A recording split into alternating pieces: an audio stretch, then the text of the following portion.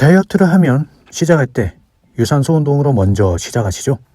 유산소 운동을 우리가 제일 먼저 떠올릴 때에는 달리기와 걷기, 이 두 가지가 먼저 떠오르실 텐데요.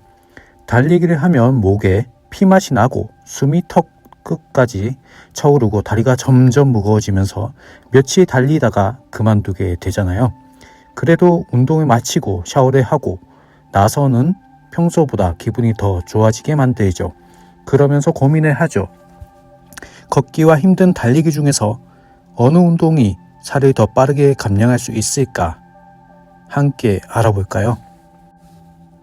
달리기는 상당한 에너지를 소모하는 운동입니다. 그렇기 때문에 달리기를 연습하는 선수들은 균형 잡힌 식사와 고탄수화물을 섭취하는 목적으로 둡니다. 왜냐하면 탄수화물을 많이 먹을수록 잘 달릴 수 있으니까요.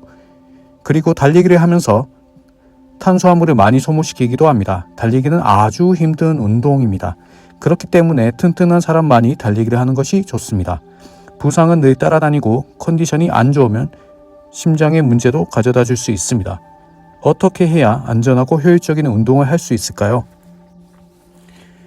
앞에서 잠시 언급을 하였지만 걷기와 달리기, 소모되는 에너지가 조금은 다릅니다. 같은 에너지 소모를 한다면 걷기가 훨씬 유리해 보이는 운동입니다. 지방을 더 많이 태울 수 있으니까요. 하지만 같은 에너지를 소모시키기엔 달리기의 칼로리 소모력이 상당히 높아서 일반적인 걷기로는 따라잡기 힘든 게 사실입니다. 그래서 달리기로 5분을 뛰었다면 걷기로는 10분을 걸어야 소모되는 칼로리가 비슷해집니다. 이게 정말 사실일까요? 달리기가 정말로 걷기보다 칼로리를 소모를 더 많이 할 수 있는 것일까요? 달리기가 더 칼로리 소모를 잘 시킨다는 건 논문에도 나와 있는데요. 대한의사협회지 2017년 10월 자료입니다. 양윤주님이 작성하신 논문입니다.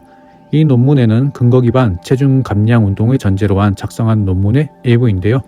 고강도 유산소가 중강도 유산소보다 더 운동 효과가 뛰어났다고 합니다. 저강도인 경우에는 운동을 하는 효과가 크지 않았으니까요.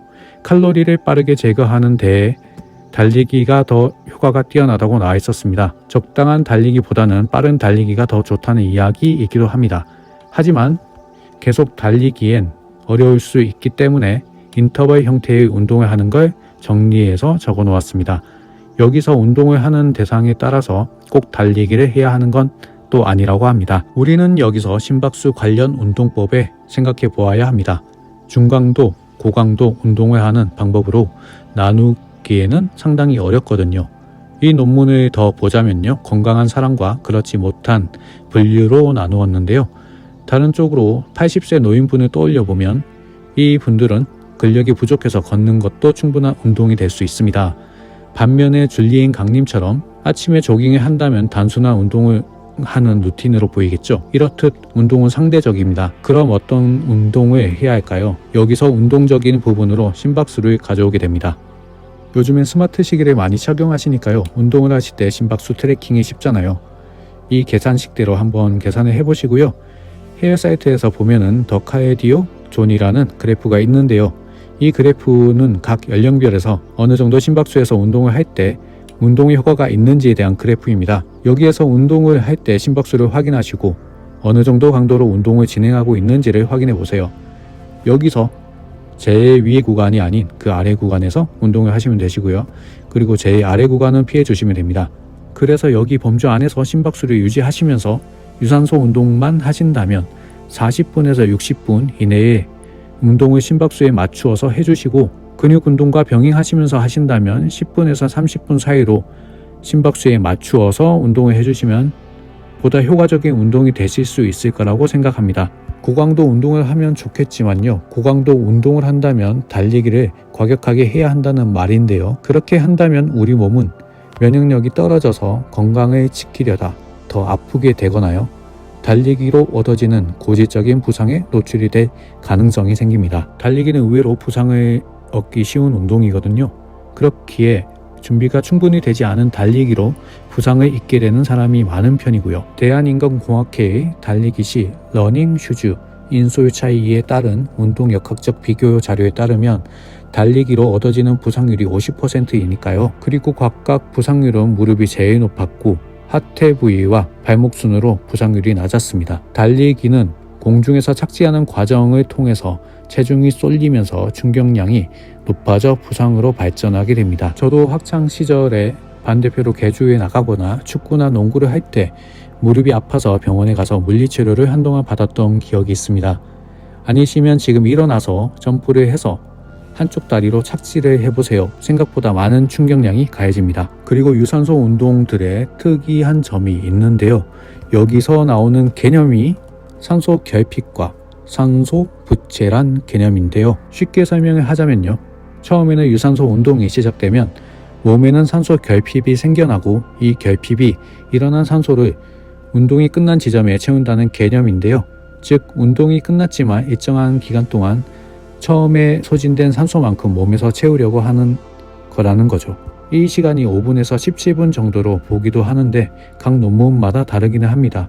나중에 산소 부채를 채우려는 시간이 제일 긴 운동이 바로 인터벌 운동이라고 합니다. 인터벌 운동도 역시나 신체가 건강한 사람이라면 바로 시작할 수 있겠지만요. 운동을 오래 하지 않으셨거나 비만, 청소년, 노인, 컨디션 난조, 부상에 해당하시는 분들은 인터벌 운동을 하시는 걸 피해 주셔야 합니다. 걷기나 빠르게 걷기 혹은 경사도 걷기가 이미 심장에 바쁘도록 적당한 심박수에서 움직이고 있는데도 불구하고 더 높은 수행 능력을 필요로 하는 운동을 할 필요는 없습니다. 그리고 그 편이 더 안전하게 운동을 할 수 있는 방법이기도 하니까요.